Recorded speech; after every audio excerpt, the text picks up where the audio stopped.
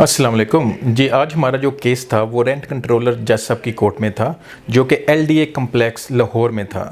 वहाँ पे कैमरे की इजाज़त नहीं थी, इस वजह से हम अंदर की जो प्रोसीडिंग है जो कोर्ट के बाहर हम करते हैं वो आज नहीं कर सके। इसलिए हम अपने ऑफिस में उस केस के बारे में डिस्कस कर रहे हैं। अब जो केस था, आज हमारा केस था, वो था हम थे किरायादार की तरफ से।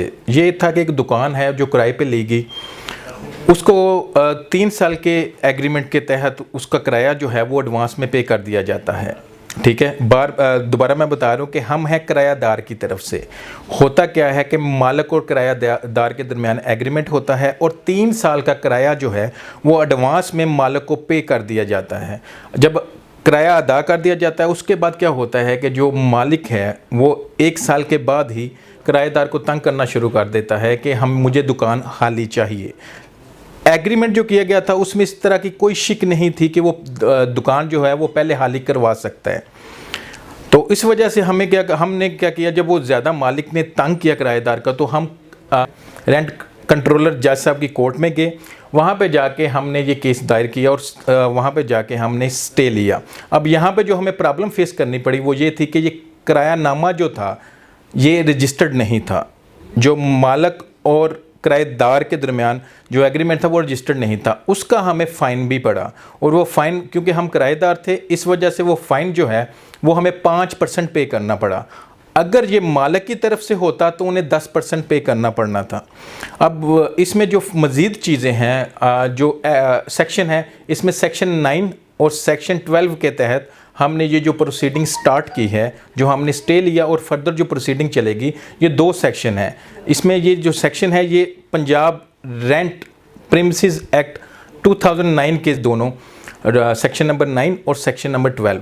अब उसकी जो फर्दर डिटेल है वो सबसे पहले माजिद भाई वो इस पे डिस्कस करते हैं सेक्शन 9 के मुतल्लक। उसके बाद हबीब भाई हैं जो वो फर्दर जो है वो सेक्शन जो 12 है, जो सेक्शन 9 है ये बताता है कि अगर किराएदार और मालिक मकान के दरमियान कोई एग्रीमेंट रजिस्टर नहीं हुआ तो उस वक्त तक किराएदार या मालिक मकान अगर जाते हैं रेंट ट्रिब्यूनल में तो उनकी दरख्वास्त जो है या एप्लीकेशन है इंटरटेन नहीं होती जब तक अगर वो मालिक अगर किराएदार है तो 5% रेंट उस 5% उसका फ़ाइन जमा करवाएगा, और जो मालिक मकान है वो 10% सालाना के हिसाब से अदा करेगा। अगर वो अदा नहीं करते तो उस वक्त तक उनकी एप्लीकेशन मेंटेनेबल नहीं। हाँ जी, इसमें ये चीज़ है मेन माजिद भाई ने जो बता रहे हैं कि जब तक अब पहली चीज़ है कि जो भी रेंट एग्रीमेंट है वो रजिस्टर्ड होना ज़रूरी है। अगर रजिस्टर्ड नहीं होगा तो आप जब भी प्रोसीडिंग के लिए अदालत में जाएंगे, चाहे किरायादार जाए चाहे मालिक जाए, उनको ये जो फ़ाइन है वो लाजम पड़ेगा। जैसे हमें पड़ा, हम किरायादार थे, हम गए, जैसे ही कोर्ट में एंटर हुए स्टे मैटर के लिए, उन्होंने कहा उस वक्त तक प्रोसीडिंग स्टार्ट नहीं होगी जब तक आप ये जो फ़ाइन है ये नेशनल बैंक में पे नहीं करते। तो हमें 5% पहले फ़ाइन पे किया, उसके बाद जाके हमें स्टे का ऑर्डर मिला है। ये अब हबीबा इस फर्दर जो है सेक्शन 12 के मतलब आपको गाइड करेंगे। पार्टीज़ में फ़र्स्ट ऑफ ऑल जो सेक्शन 12 है ये लैंडलॉर्ड के रिलेटेड ऑब्लिगेशंस हैं। हम कोई भी एग्रीमेंट करते हैं तो उसमें एग्रीमेंट में हम मालिक मकान के भी और किरायादार के भी दोनों के हकूक़ और फ़राइज़ और ड्यूटीज़ जो हैं वो मेंशन कर देते हैं। सेक्शन 12 लैंडलॉर्ड के जो हकूक़ हैं या उसके जो फ़राइज़ हैं जो उसने अदा करने हैं उससे रिलेटेड है। उनमें क्या क्या आ जाते हैं कि मालिक मकान जो है वो प्रेमिसेस यानी जो अगर कोई रेंट पे जगह दे रहा है उसको कोई भी बार नहीं होनी चाहिए उस पर, यानी कोई टैक्सीज़ हैं तो वो पे करेगा, बिजली के बिल्स हैं वो पे करेगा, कनेक्शंस मुनक़ता हैं वो लगवा के देगा। ये जो जितने भी फ़राइज़ हैं ये मालिक सेक्शन 12 के तहत करेगा। यहाँ पे मेन चीज़ जो बयान करने वाली ये है कि अगर आप लोग रेंट एक्ट को देखेंगे तो हमारी जो शराइत नहीं लिखी जाती जो शराइत हम नहीं लिख पाते एग्रीमेंट में, वो ये जो रेंट कंट्रोल के मुताबिक ये एक्ट है 2009 का, पहले ये ऑर्डिनेंस था 2007, तो 2009 में ये एक्ट बना। तो इस एक्ट के मुताबिक जो शराइत हम नहीं लिखते वो शराइत ये कानून हमें देता है। इसमें बाज़ शराइत ऐसी हैं जो हम लिखते नहीं हैं। वाज़ह तौर पे हम बताना चाहते हैं आपको कि हम रजिस्ट्रार साहब के पास जाएं, रेंट रजिस्ट्रार के पास अगर कोई भी एग्रीमेंट करते हैं किरायादारी से रिलेटेड, तो हम रजिस्ट्रार साहब के पास जाएं। अगर आपको इसमें मसला दरपेश है तो हमारी फर्म से आइडिया 365 से रब्ता करें, हम आपकी हर तरह से मुआवनत करेंगे। सबसे पहले इस एग्रीमेंट को रजिस्टर करवाना मेन मकसद है। अब अगर एग्रीमेंट हो चुका है, एग्जिस्ट कर रहा है, लेकिन हमने उसको 2 साल के अंदर अंदर लाजमी रजिस्टर करवाना है, इसके बाद का टाइम पीरियड नहीं है इसमें, फिर हमें इस पे फ़ाइन ही होगा। तीसरा, अगर हमारे पास रेमेडी अवेलेबल करने के लिए चांसेस हैं कि हम हो सकता है मालिक मकान है ख़ुद को सेव करना चाहते हैं, तो इस कानून का सहारा लें। मालिक को भी चाहिए, किराएदार को भी चाहिए, दोनों अपने अपने फ़राइज़, अपनी अपनी हदूद, अपनी अपने जो जुरिस्डिक्शन है उसमें रहें और उसमें रह के काम करें। ये जो कानून है ये वाज़िया तौर पे दोनों को हिफाजत देता है, एक ही बंदे को नहीं देता। तो सेक्शन 12 और 13 ओब्लिगेशंस टू पार्टीज़ है, जिसमें 12 जो है वो लैंडलॉर्ड के ओब्लिगेशंस हैं, 13 टेनेंट्स के हैं। और अगर दोनों पार्टीज़ एग्रीमेंट में ना लिखें इन सेक्शंस के मुताबिक, वो ऑनरेबल कोर्ट से या रेंट कंट्रोलर से रब्ता कर सकती हैं। Thank you. अच्छा, ये थी सारी डिटेल जो हम चाह रहे थे कि आपको जो रेंट के मतलब जो चीज़ें हैं ना, ये तो बहुत अहम इशू था। और रूटीन में ये कह लें कि आजकल पाकिस्तान में मैक्सिमम जो है जो बड़े इश्यूज़ हैं उनमें ये बहुत बड़ा इशू है कि रेंट के जो मामलात हैं वो बहुत ज़्यादा डिस्टर्ब्स हैं और बहुत ज़्यादा अदालतों में आते हैं।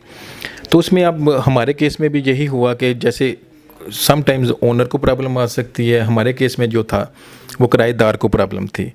अब इसमें हमें 5% फ़ाइन पड़ा क्योंकि हमने रेंट एग्रीमेंट हमारा रजिस्टर्ड नहीं था। हमने 3 साल का एडवांस पेमेंट की हुई थी जो किराया था। अब उसमें हमारी जो एग्रीमेंट में एक शिक लिखी गई थी कि हम हाली नहीं करवा सकता मालिक 3 साल तक। तो उससे पहले अगर मालिक ने अब कोशिश की है तो हम उसके खिलाफ गए हैं। तो बेहतर तरीकाकार यही होता है कि रेंट को लाजम, जो रेंट एग्रीमेंट है आपको लाजम रजिस्टर्ड कराना चाहिए, ये दोनों की ज़िम्मेदारी है। जो मालूमात हमने सोचा कि जो आज की केस की प्रोसीडिंग है वो अपने व्यूअर्स से शेयर करें। आपको किसी किस्म का किराए के मतलब किसी किस्म के मामलात आपके साथ होते हैं या ओनर को होते हैं या जो किराएदार है उसके साथ कोई मामलात होते हैं, तो आप लाजम कमेंट्स करें। हमारे नंबर पे चल रहे हैं और वैसे भी आप इस वीडियो के नीचे भी कमेंट्स करें, तो इंशाल्लाह हम पूरी कोशिश करेंगे कि आपको प्रॉपर गाइड किया जाए ताकि फ़र्दर जो प्रॉब्लम्स हैं उनमें आपका सलूशन आ सके। ओके जी, शुक्रिया। अस्सलाम वालेकुम जी। फर्दर आपको गाइड करते हैं कि आपने ये सेक्शन जो है इसके रिलेटेड अगर ख़ुद पढ़ना हो, इन्फॉर्मेशन लेनी हो तो आप कैसे पढ़ सकते हैं जी। इसके लिए सबसे पहले हमारी जो वेबसाइट है आइडियाज़ 365 ग्रुप, इस पे जाएंगे। यहाँ पे जाके आप ये आइडियाज़ लॉ फॉर्म है इसको क्लिक करेंगे। हमने कोशिश की है कि जो अपनी वेबसाइट है वहाँ पे तमाम जो लॉ की बुक्स हैं मैक्सिमम उनको अपलोड करें ताकि आपकी रहनुमाई हो सके। यहाँ पे ऑल लॉ बुक्स को हम क्लिक करेंगे। ऑल लॉ बुक्स से आके आगे आएंगे तो ये बुक्स पड़ी हुई हैं। ये इसमें आगे फर्दर बुक्स हैं, ये नाम लिखे हुए हैं जो लॉज हैं, जैसे क्रिमिनल लॉ है, कंज्यूमर लॉ, इससे रिलेटेड जो बुक्स हैं वो आगे फर्दर जो है आप किसी को भी क्लिक करेंगे तो फर्दर बुक्स आएंगे। जैसे रेंट लॉ है, रेंट लॉ में ये है जी पंजाब रेंटेड प्रीमिसेस एक्ट 2009, इसी को आज हम डिस्कस कर रहे थे। इसमें सबसे पहले जो है सेक्शन 9 पे चलते हैं जी। सेक्शन 9 जी, अफेक्ट ऑफ नॉन कंप्लायंस। अब इसमें आगे इसका 9 सेक्शन का ए और बी है। ए में क्या है? ए में है ऑन बिहाफ ऑफ टेनेंट और इसमें है unless he deposit of 5 fine equivalent to 5%। ये आगे डिटेल से आपको बता चुके हैं, आप पढ़ लीजिएगा। और सेक्शन जो बी है 9 का उसमें है on behalf of landlord unless he deposits a fine equivalent to 10% of annual value.